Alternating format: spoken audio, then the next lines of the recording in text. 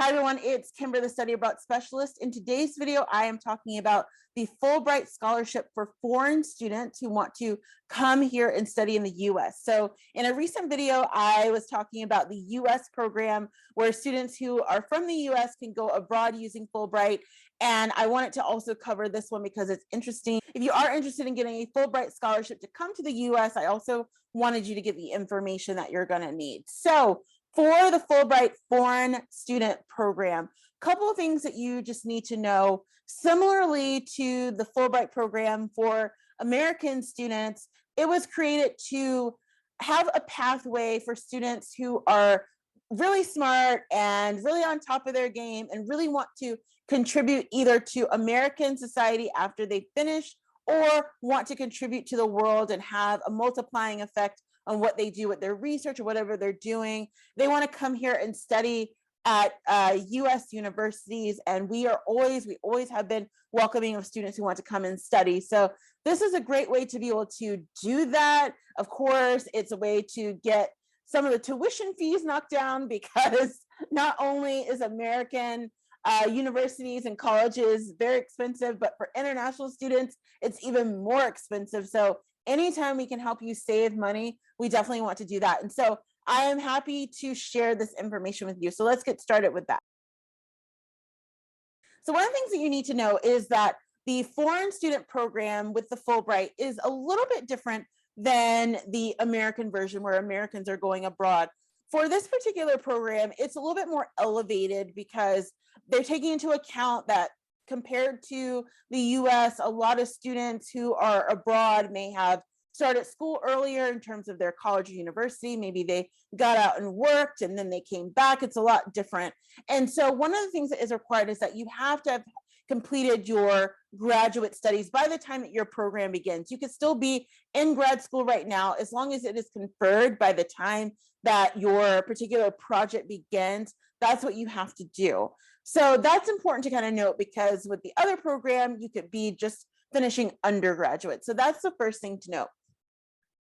The other thing too is that for this particular program, it lasts for 1 year or longer. So that's another difference as well, because as I was talking about with the Fulbright program for American students specifically, it could last anywhere from 6 months to 18 months to 24 months. This one lasts strictly a year or longer. So you'll definitely want to keep that in mind as you begin thinking about how you want to go about this, if it is worth applying for you, and if you actually want to do it, because you do have to commit to that minimum amount of time. There could be some times where it goes a little bit longer. You will have to re-up. You can reapply every year for that. And of course, along with that, you'll have to figure out what your visa situation is. However, you just want to make sure that if you are interested in doing something that is 2 years, what is that going to look like for you? Are you going to have to go back home? Are you going to be able to stay? So definitely just want to keep that in mind when it comes to the foreign student program if you want to come here to the US on a Fulbright scholarship. I also wanted to mention as well that applications look a little bit different for every country. So I'm going to link below how you can find out more information to figure out, first of all, if you are eligible for this, and then as well kind of look at what the application requirements are. So I will link to that below. It's from the US government.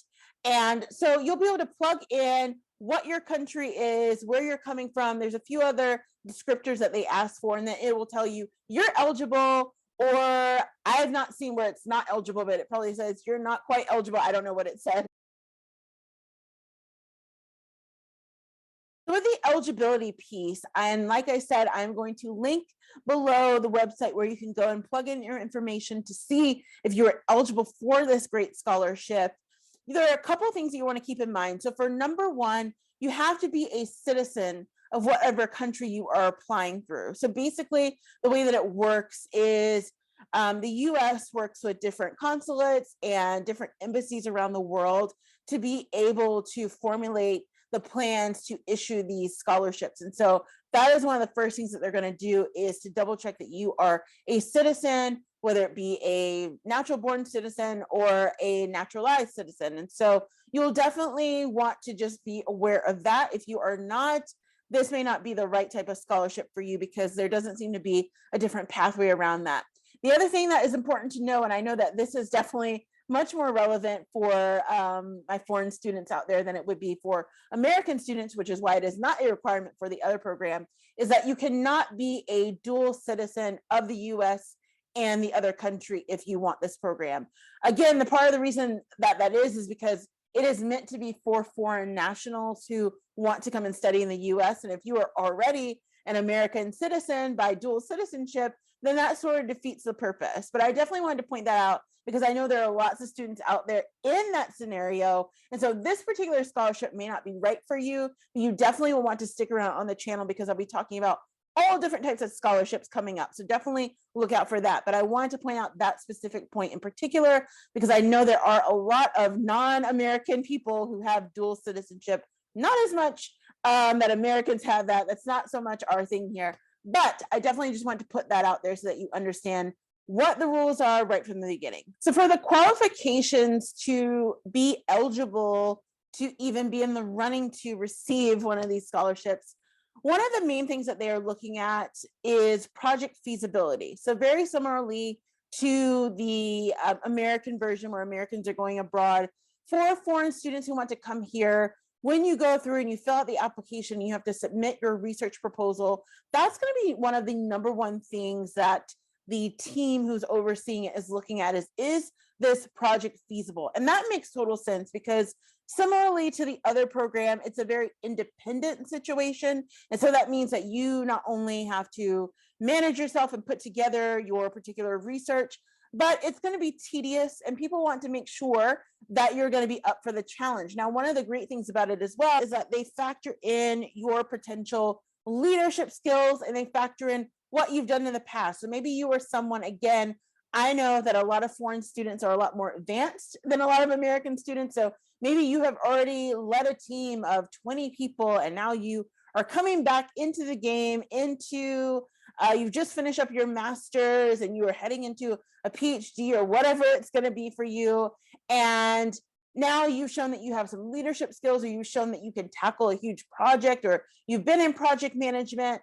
All those things are factored in, but the #1 thing that the board who overviews all of this is looking at is project feasibility. So you will want to make that crystal clear in your application and any type of statement of purpose that you're going to be writing. You want to outline it and make it as clear as possible. It has to be very, very clear because again, if they're handing over money, they want to understand what they're spending that money on. So just make sure that you're being very clear with that as well, of making the reader know exactly what your plan is and what you're planning to do so that you can move forward in the process. I did also just want to point out that there's no specific minimum on a TOEFL score that you would need to submit. So that is factored in if you submit your scores. I believe they do require that you submit your scores, but there's not a minimum that you have to have. So you could still potentially, even if let's say English, you're not all the way at an expert level, you could still qualify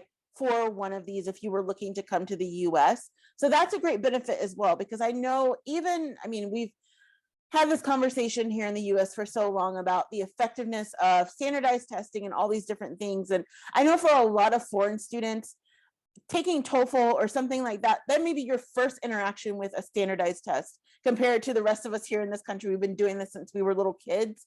And so it can be stressful, it's overwhelming. We understand where you're coming from, but we know that that is not the full picture of what you have to offer. And so it's great that they are maybe factoring that in, but not looking at that as the end all and be all. So definitely look at that as well as something that is a bonus, but not something that will completely crash your opportunity of getting the scholarship. In terms of how much is available, so for the foreign student program, the Fulbright program to come here to the US, it is an eligibility of up to 35,000 US dollars. So I know that that sounds like a lot of money, and it technically is, but in US standards for college, that is not a lot of money. That may cover maybe half of your tuition, because again, you have to look at what's going to be offered to you. So it really, again, depends on what type of program you're going to be doing and that you get accepted to for your research, but does it cover your full tuition? If it does, keeping in mind that if you're coming here to the US, the full tuition could be 33,000. So I just always like people to sort of keep that in sort of the rationale of what's going on. Although for most students, what they're using it for is it's very similar to the US program where students are going overseas, where they are getting covered with their living expenses. They're going to get covered with any type of books or materials they might need for their research.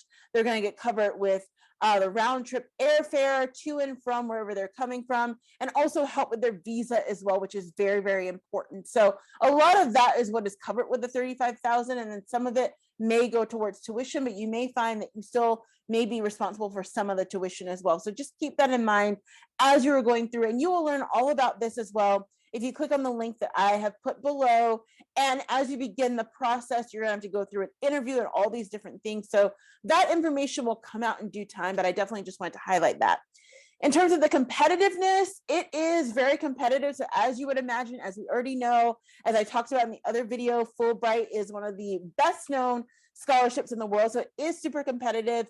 For the foreign study program specifically, about 15 to 20% of students that apply get accepted. So you do have some chance, but you really, really have to be sort of a great combination of a lot of things. So you have to overwhelm and wow the application judges with your application, with all the elements of the application. Then you have to go into the part about what you're actually offering. Again, that research proposal is going to be key, because that is what is going to set you apart. So you want to make sure that whatever you are doing in that proposal, that you are clear, you are concise, you've shown that there is data to support this, and that there is a way for you to be able to contribute and add a multiplier effect as well to whatever you're doing, and that you deserve a spot within the Fulbright program. So I hope this was helpful for you. As you know, with most of my videos, I can only just touch the surface because I don't want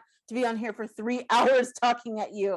But I hope that it was helpful to just give you some ideas and to just kind of keep the ideas flowing in your mind about what is possible to you. As I said, I'm going to link everything below. If you want to take a look, if you want to go ahead and plug in whatever country you're coming from and answer those different questions, you can find out if you're eligible. If you have not subscribed to the channel, please go ahead and subscribe. I release videos every single Friday and sometimes on Wednesdays and Thursdays as well. And as I mentioned in that previous video, I am definitely going to be incorporating more scholarship videos. I know it is something that is very important to students, and we need to get the information out there. So I'm happy to share what I know about these different scholarships with you so that you can make some money and save some money and have a good time, maybe even study abroad for free. So we are looking forward to hearing all about that and talking about that. And with that being said, if you have not already subscribed, please subscribe to the channel. Please like this video. Please check out the description. There are some freebies down there for you as well. I will see you on the next one.